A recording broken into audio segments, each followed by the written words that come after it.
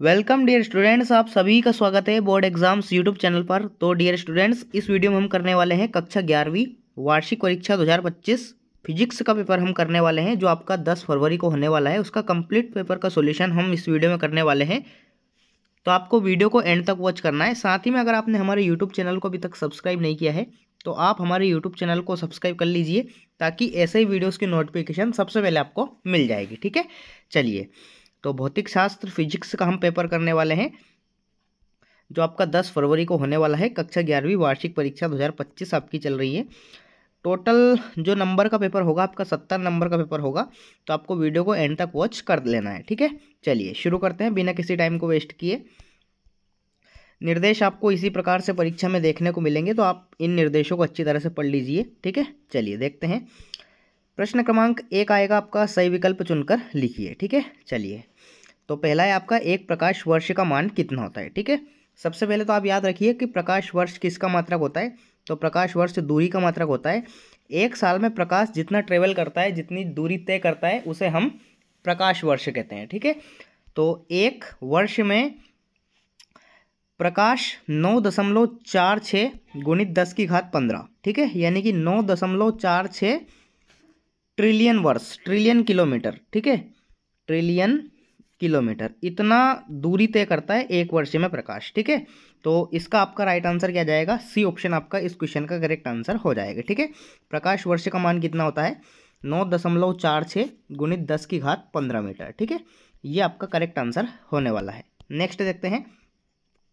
दूसरा आपका प्रश्न है, दो सदिशों ए व बी के मध्य थीटा कोण हो तो इनके परिणामी सदिश का परिणाम क्या होगा। ठीक है, तो परिणामी सदिश का फॉर्मूला आपने देखा होगा, अंडर रूट में A square plus B square plus 2ab cos theta. ठीक है, सा ऑप्शन आपका इस क्वेश्चन का करेक्ट आंसर हो जाएगा। ठीक है, नेक्स्ट है आपका तीसरा, एक वस्तु एक समान वेग से गतिशील है, निम्नलिखित में से कौन सा कथन सत्य है। वस्तु एक समान वेग से गतिशील है, यानी कि कांस्टेंट वेलोसिटी से गतिशील है, तो इसका त्वरण क्या हो जाएगा, शून्य हो जाएगा, क्योंकि वेग में परिवर्तन नहीं हुआ है। ठीक है, तो त्वरण शून्य होगा तो उस पर परिणामी बल शून्य होगा, क्योंकि F बराबर क्या होता है, ए में होता है। तो त्वरण जीरो तो बल भी जीरो। ठीक है, तो पहला वाला सत्य होगा बिल्कुल। दूसरा क्या है, उसमें कोई त्वरण नहीं होगा, तो ये भी सत्य है। ठीक है, तो इसलिए हम करेक्ट आंसर क्या कर देंगे, इसमें दोनों कथन सत्य है। सा ऑप्शन आपका इस क्वेश्चन का करेक्ट आंसर हम करने वाले हैं। ठीक है, नेक्स्ट है आपका चौथा, जड़त्व आघूर्ण का एसआई मात्रक क्या है। ठीक है, जड़त्व आघूर्ण का सूत्र आपने पढ़ा होगा, I बराबर AMR स्क्वायर। ठीक है, I बराबर AMR स्क्वायर होता है। एम का सूत्र क्या हो जाएगा, kg मास का, और r मतलब दूरी, दूरी का मात्रक क्या हो जाएगा, मीटर, मीटर की घात 2। तो kg इंटू मीटर स्क्वायर कौन सा ऑप्शन है आपका, आ ऑप्शन। आ ऑप्शन आपका इस क्वेश्चन का करेक्ट आंसर हो जाएगा। ठीक है, आ ऑप्शन। नेक्स्ट देखते हैं। पांचवा है आपका, पृथ्वी सतह से कितनी ऊंचाई पर गुरुत्वीय त्वरण का मान शून्य हो जाता है। तो जब दूरी हम अनंत कर दें, दूरी जब अनंत हो जाएगी तो गुरुत्वीय त्वरण का मान क्या हो जाएगा, शून्य हो जाएगा। ठीक है, तो अनंत पर इस क्वेश्चन का राइट आंसर आ जाएगा। ठीक है, सा ऑप्शन। नेक्स्ट है आपका छठा, साधारण द्रव्यों में अपरूपण गुणांक का मान यंग गुणांक से क्या होता है। तो यंग गुणांक से क्या होता है, कम होता है। ठीक है, आ ऑप्शन आपका इस क्वेश्चन का राइट आंसर आ जाएगा। ठीक है, आ ऑप्शन। इस प्रकार से आपके सही विकल्प आपसे परीक्षा में पूछे जाएंगे। नेक्स्ट प्रश्न आता है आपका, इंग्लिश मीडियम में आप देख लीजिए। नेक्स्ट प्रश्न आता है आपका प्रश्न क्रमांक 2। ठीक है, प्रश्न क्रमांक 2 आएगा आपका, रिक्त स्थानों की पूर्ति कीजिए। ठीक है, 6 नंबर के आपके पूछे जाएंगे। चलिए इनको देख लेते हैं। पहला है आपका, किसी 1 सेंटीमीटर भुजा वाले घन का आयतन मीटर क्यूब में आपको बताना है 1 सेंटीमीटर को। तो अगर हम सेंटीमीटर से मीटर में बदलेंगे तो 1/100 से हम भाग देंगे, लेकिन यहाँ पे क्यूब लगा है तो 1/100 गुणित 1/100 गुणित 1/100 ये हो जाएगा। ठीक है, इस प्रकार से। तो 2 2 4 और 2 6, यानी कि 1 के बटे में 10 की घात 6, 10 की घात 6 को हम ऊपर ले जाएंगे तो 10 की घात -6 इस क्वेश्चन का राइट आंसर आ जाएगा। ठीक है, 10 की घात -6। दूसरा है आपका, ऊर्ध्वाधर ऊपर की ओर फेंकी गई वस्तु द्वारा क्षैतिज में चली गई दूरी रिक्त स्थान होगी। तो इसका आपका राइट आंसर क्या जाएगा, इसका आपका करेक्ट आंसर आ जाएगा 2h। ठीक है, 2h भी आप लिख सकते हैं और या 2d भी आप लिख सकते हैं। ठीक है, दुगनी होती है ये, तो 2d आप लिख सकते हैं या फिर 2h लिख सकते हैं। नेक्स्ट है आपका तीसरा, न्यूटन के गति के रिक्त स्थान नियम को जड़त्व का नियम कहते हैं। तो न्यूटन की गति के प्रथम नियम को हम जड़त्व का नियम कहते हैं। ठीक है, क्योंकि ये इनर्शिया यानी कि जो जड़त्व होता है इसकी परिभाषा देता है। ठीक है, तो प्रथम नियम आपका राइट आंसर आने वाला है। नेक्स्ट है आपका चौथा, दृढ़ स्प्रिंग का स्प्रिंग नियतांक मृदु स्प्रिंग के स्प्रिंग नियतांक से रिक्त स्थान होता है। तो इसमें आपको राइट आंसर लिखना है अधिक होता है। क्या होता है? अधिक होता है। ठीक है, अधिक आपको राइट आंसर इसमें लिख देना है। नेक्स्ट है आपका पांचवा, एकांक क्षेत्रफल पर कार्य करने वाले प्रत्यानयन बल को रिक्त स्थान कहते हैं। तो आपने सूत्र पढ़ा होगा दाब का, P बराबर क्या होता है? F/A होता है। तो A एरिया यानी कि क्षेत्रफल का मान हम 1 कर दें तो बल ही दाब होगा या दाब ही बल होगा। ठीक है, तो इसे हम क्या कहेंगे? दाब कहेंगे, प्रेशर कहेंगे। तो दाब इस क्वेश्चन को राइट आंसर इसमें आ जाएगा। नेक्स्ट है आपका छठा, चक्रण करती हुई गेंद पर कार्यरत गतिक उत्थापक को रिक्त स्थान प्रभाव कहते हैं। तो इसे हम मैग्नस प्रभाव कहते हैं। बर्नौली प्रमेय जो होती है इसमें मैग्नस प्रभाव आपने पढ़ा होगा कि जो बॉलर होता है जब गेंद फेंकता है तो ये स्पिन करती है, टर्न हो जाती है। इसे हम क्या कहते हैं? मैग्नस इफेक्ट कहते हैं, मैग्नस प्रभाव कहते हैं। ठीक है, तो मैग्नस इफेक्ट यानी कि मैग्नस आपको इसमें राइट आंसर लिख देना है। तो इस प्रकार से आपके रिक्त स्थान कंप्लीट हो जाते हैं। इंग्लिश मीडियम में भी आप देख सकते हैं, इसी प्रकार से आपको लिख देना है। ठीक है, नेक्स्ट आता है आपका सही जोड़ी बनाकर लिखिए, स्तंभ आ को स्तंभ बा से मैच आपको कर देना है। चलिए देखते हैं। पहला है आपका अभिकेंद्रित त्वरण। तो अभिकेंद्रित त्वरण का सूत्र क्या हो जाएगा? R⍵²। दूसरा है आपका बल का आवेग, इम्पल्स यानी कि आवेग का सूत्र क्या होता है? बल गुणित समय। तो बल गुणित समय का मात्रक क्या होगा? Newton into second. ठीक है, तीसरा है आपका जूल इंटू सेकंड। किसका मात्रक होता है? तो जूल इंटू सेकंड कोणीय संवेग का मात्रक होता है। चौथा है आपका क्वार्ट्ज। क्वार्ट्ज क्या होता है? पूर्ण प्रत्यास्थ होता है। ठीक है, पूर्ण प्रत्यास्थ हो जाएगा ये। पांचवा है आपका वीन का नियम। तो वीन का नियम क्या हो जाएगा? λm/T बराबर नियतांक हो जाएगा। और छठा है आपका सार्वत्रिक गैस नियतांक R का मान क्या होता है? तो 8.34314 जूल अपॉन मोल के। ये आपको इससे मैच कर देना है। तो इस प्रकार से आपको जोड़ी मैच करना है प्रश्न क्रमांक 3 के अंदर। इंग्लिश मीडियम में भी आपको इसी प्रकार से मैच करना है। नेक्स्ट आता है आपका एक शब्द या एक वाक्य में उत्तर आपको देना है। चलिए देखते हैं। पहला है आपका नियत वेग से गतिशील वस्तु का त्वरण क्या होगा? ये मैंने आपको ऑलरेडी बता दिया है कि अगर वेग नियत हो, वेग कांस्टेंट हो तो उसका त्वरण क्या होगा? एक्सीलरेशन क्या होगा? 0 होगा। ठीक है, तो 0 आपको इसमें राइट आंसर लिख देना है, 0।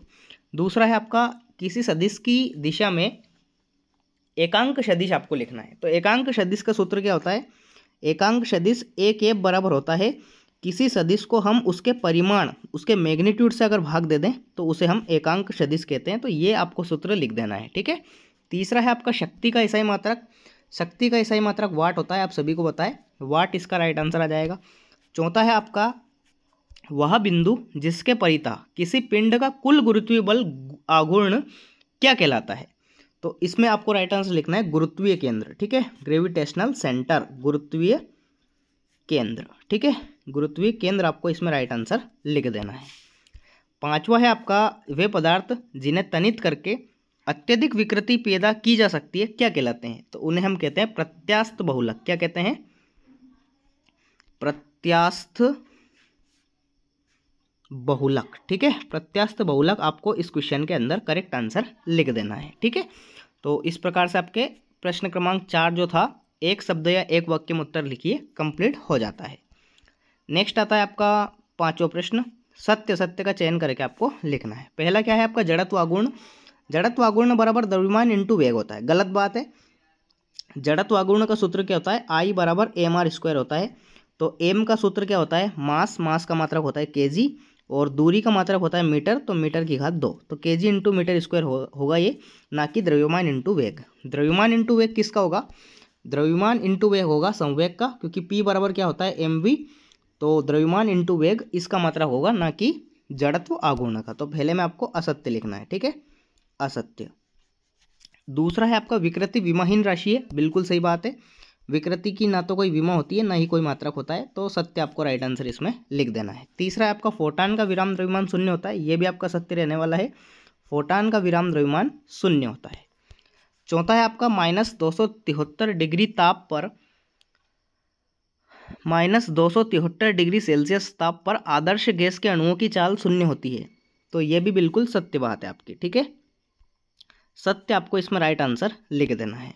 पांचवा है आपका गैसीय माध्यम का घनत्व बढ़ने पर ध्वनि की चाल बढ़ जाती है। नहीं, ध्वनि की चाल घट जाती है ना कि बढ़ जाती है, क्योंकि जो v होता है वो घनत्व के इन्वर्सली प्रोपोर्शनल होता है, व्युत्क्रमानुपाती होता है। इसलिए जब हम घनत्व बढ़ाएंगे तो वेग घटेगा, और जब वेग बढ़ाएंगे तो घनत्व घटेगा। ठीक है, तो चाल बढ़ेगी नहीं घटेगी, तो असत्य आपको इसमें राइट आंसर लिख देना है। ठीक है, असत्य। तो इस प्रकार से आपके सत्य असत्य यहाँ पे कंप्लीट हो जाते हैं और कंप्लीट ऑब्जेक्टिव्स का सॉल्यूशन यहाँ पे हो जाता है। चलिए नेक्स्ट क्वेश्चन देखते हैं। ये आपके इंग्लिश मीडियम में देख सकते हैं आप, इसी प्रकार से आपको करना है। चलिए क्वेश्चन आंसर आप देख लीजिए। सारे प्रश्न आपके इजी क्वेश्चन है, इनके सॉल्यूशन आप अच्छी तरह से याद कर लीजिए। प्रश्न क्रमांक 6 आप देख लीजिए। ठीक है, प्रश्न क्रमांक 7वां भी आप देख लीजिए, इस प्रकार से रहने वाला है ये 7वां प्रश्न। नेक्स्ट आता है आपका 8वां प्रश्न, 9वां प्रश्न, 2-2 नंबर के प्रश्न है, 10वां प्रश्न, 11वां प्रश्न, ठीक है, 12वां प्रश्न ये भी आपका 2 नंबर का है, 13वां प्रश्न 3 नंबर का आएगा आपका। ठीक है, 13वां प्रश्न, 14वां प्रश्न आप देख लीजिए, ये भी आपका 3 नंबर का रहेगा, 15वां प्रश्न भी आपका 3 नंबर का रहेगा, ये भी आप देख सकते हैं आपका। ठीक है, 15वां प्रश्न ये हो जाएगा, अथवा वाला भी आप देख लीजिए। 16वां प्रश्न आप देख लीजिए। ठीक है, 16वां प्रश्न इस प्रकार से रहने वाला है 3 नंबर का।